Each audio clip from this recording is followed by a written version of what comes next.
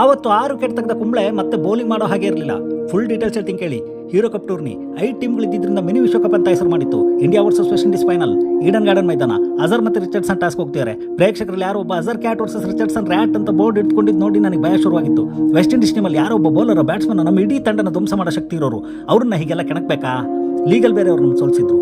West Indies toss ಗೆದ್ದು ನಮಗೆ batting ಕೊಡ್ತಾರೆ, ನಮ್ಮವ್ರು 226 ರನ್ ಟಾರ್ಗೆಟ್ ಕೊಡ್ತಾರೆ. ವಿಂಡೀಸು 63 ರನ್ನಿಗೆ 4 ವಿಕೆಟ್ ಕಳ್ಕೊಂಡಿದ್ರು. ಹೂಪರ್ ಮತ್ತೆ ರೊನಾಲ್ಡೋ ಕೂಲಾಗಿ ಸ್ಕೋರ್ 100 ಮುಟ್ಟಿಸ್ತಾರೆ. ಆಗ ಬಾಲ್ ಕುಂಬ್ಳೆ ಕೈಗೆ ಸಿಗುತ್ತೆ.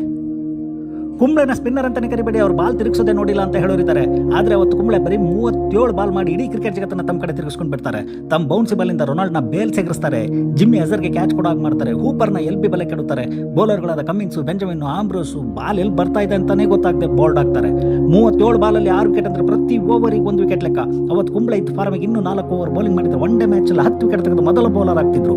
ದುರದೃಷ್ಟವಶಾತ್ 104 ವಿಕೆಟ್ ಕಳೆದುಕೊಂಡಿದ್ದ ವಿಂಡೀಸ್ ಕುಂಬ್ಳೆ ಬೌಲಿಂಗಿಗೆ ಬಂದ್ಮೇಲೆ 123 ಕಾಲ್ ಔಟ್ ಆಗಿದ್ರಿಂದ ಮತ್ತೆ ಯಾರು ಬೌಲಿಂಗ್ ಮಾಡೋ ಚಾನ್ಸ್ ಇರಲಿಲ್ಲ. ಕುಂಬ್ಳೆ ಭಾರತಕ್ಕೆ ಹೀರೋ ಕಪ್ ಕೊಡಿಸ್ತಾರೆ.